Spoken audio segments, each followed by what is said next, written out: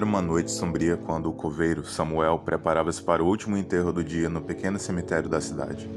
A lua lançava uma luz pálida sobre as lápides antigas, e o vento sussurrava segredos obscuros entre as árvores retorcidas. Uma sensação de inquietação pairava no ar, como se o próprio cemitério estivesse ciente da maldição que assolava aquele lugar. O enterro era de uma mulher chamada Eleanor, que havia falecido de maneira misteriosa. Rumores na cidade diziam que ela estava ligada à maldição da morte, uma lenda antiga que afirmava que aqueles que eram enterrados no cemitério da cidade nunca descansariam em paz. A história dizia que suas almas seriam condenadas a vagar como zumbis famintos.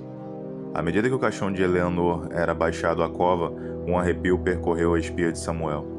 Ele sempre acreditou que essas histórias eram meros contos de terror para assustar crianças, mas algo naquela noite o fez questionar sua racionalidade. A cerimônia de sepultamento prosseguiu silenciosamente, mas quando Samuel começou a jogar a primeira pá de terra sobre o caixão, algo estranho aconteceu. Um gemido suave ecoou do solo e as árvores ao redor do cemitério balançaram como se estivessem vivas. Samuel sentiu um calafrio na espinha, mas seus deveres o obrigaram a continuar. Horas depois, Samuel estava prestes a deixar o cemitério quando ouviu passos arrastados atrás de si. Ele se virou e, para seu horror, viu Eleanor de pé, com os olhos vazios e a pele pálida, como se estivesse ressuscitado dos mortos. A maldição da morte havia se concretizado. Eleanor, ou o que sobrava dela, se aproximou de Samuel lentamente. Seus lábios se abriram para revelar dentes afiados como presas de vampiro. Samuel tentou fugir, mas Eleanor o alcançou com uma velocidade sobrenatural e o mordeu no pescoço. A dor foi insuportável e Samuel caiu ao chão, perdendo a consciência. Quando Samuel acordou, ele se encontrava cercado por zumbis famintos. Os mortos-vivos, incluindo Eleanor, arrastavam-se em sua direção. Ele se viu preso em um pesadelo, uma vítima da maldição da morte que assolava o cemitério. Ocorreu que quando Samuel percebeu que para quebrar a maldição, ele teria que enfrentar Eleanor, o ser que o iniciara.